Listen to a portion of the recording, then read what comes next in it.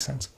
I'm sorry, but I'm going to have to cut off questions until our panelists come up, and then there'll be more opportunity for questions. So if our panelists could come up here, and I'll start introducing you as you walk up.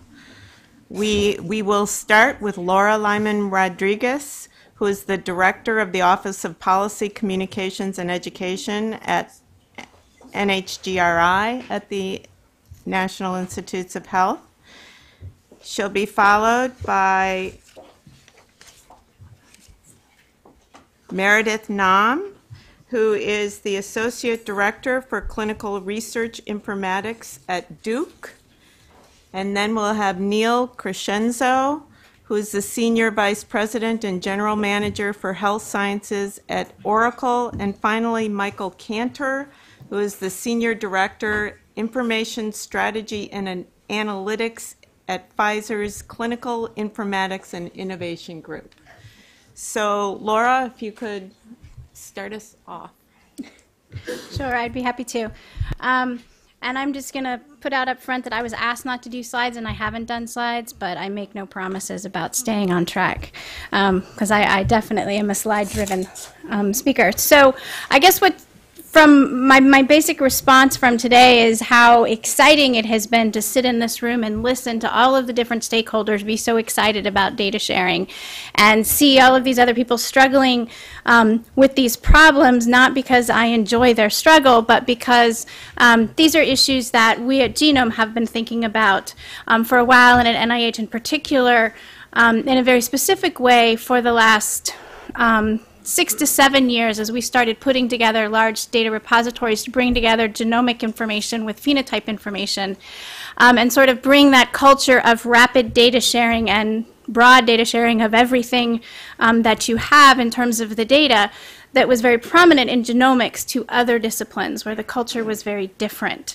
And so to try and take those principles and values that we heard about earlier for genomics and see how we could integrate them with other values in different areas. And so with regard to the standards conversation, I would say our approach to it was that our purpose was data sharing in itself, so all data was fit for that purpose. And so we did not, in constructing the database for genotypes and phenotypes, create standards to go forward, and I think that the database is still very successful. It's highly utilized, and that has worked. And it gets to some of the other things that we heard a lot about just most recently about just do it. I mean, what we want to do is see progress made.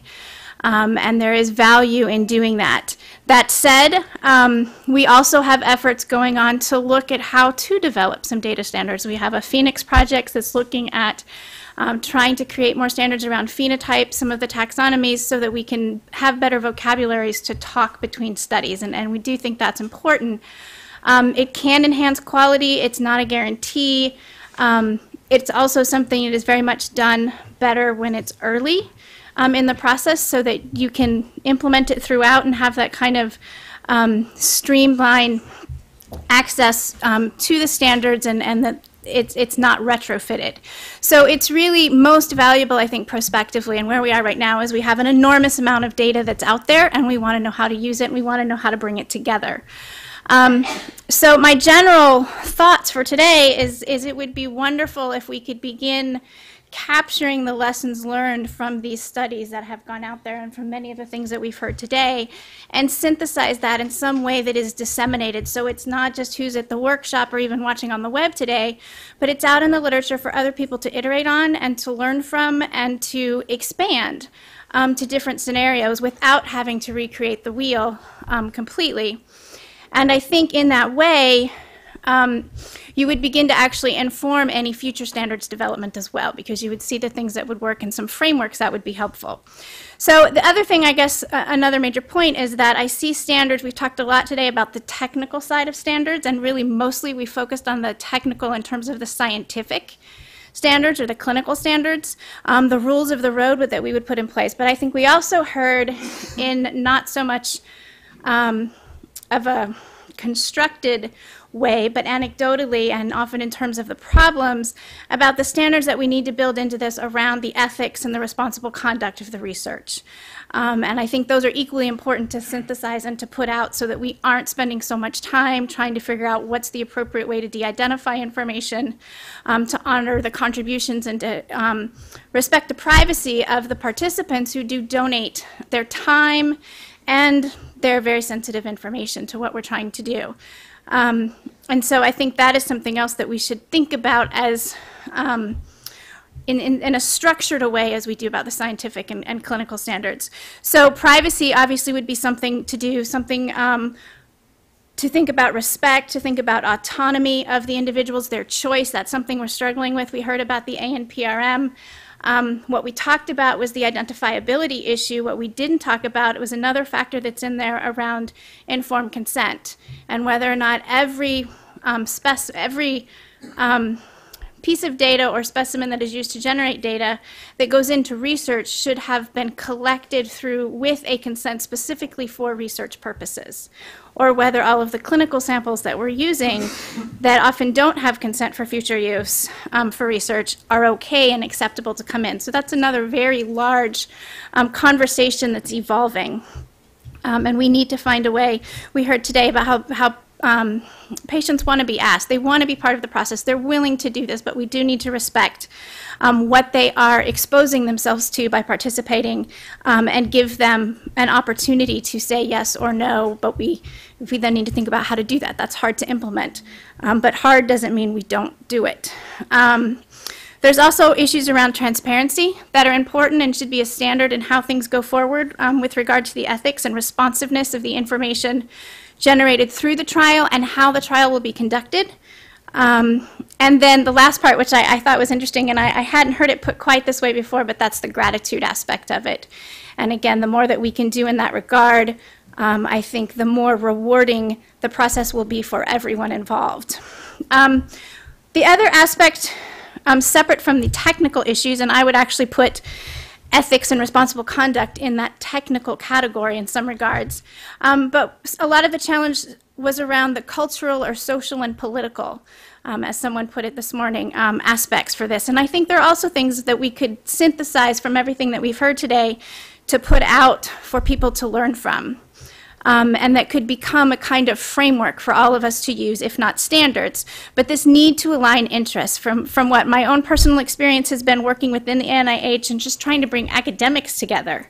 Aligning interests is really hard, and the values are changing. So while it's great to hear that in the private sector data is no longer viewed necessarily as power and there's a willingness to share, in the academic community I think data still is power because of how it's tied to our professional advancement. And that is very hard to overcome, and it's going to have to be overcome or find a way to accommodate it maybe, to allow people to, or investigators to be more willing to participate.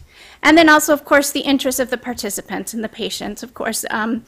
They want to find a cure. They also want to contribute to helping others. And we need to be able to honor that as much as their own individual benefit that may or may not come. And again, that's also very hard to scale because of the ambivalence factor in terms of some people having a very conservative view of privacy and some people being willing to share. Because of the fact that some people are healthy and don't have an interest in sharing, and others are sick and they're willing to do anything. And that can be, so their opinions will change over time with regard to participating in this. And all of this speaks to common interests. We also talked about common values. I think we should find a way to identify what those values are and to integrate them into what we're doing. Flexibility is fundamental. So that we can adapt our coalition, so that we can adapt our strategies for bringing data together, so that when we come up against a roadblock, we can figure out a way to build a new track to get around it. Communication and transparency, that's within any coalition, within the community, as well as back out to the public so that we maintain public trust. Resources was also mentioned a little bit, somewhat in terms of cost for data standardization, but it was mentioned once, and I would like to highlight it, as the resources to make this system work. One thing we have learned at NIH is that data access committees and data submission it all takes a lot of people time. And it will be faster and more effective for the community if you can get dedicated people to do it instead of asking others to do it on top of their other jobs, grant administrators to do it in the evenings, which is just not an effective way to give it the attention it deserves. And then finally, of course, is trust.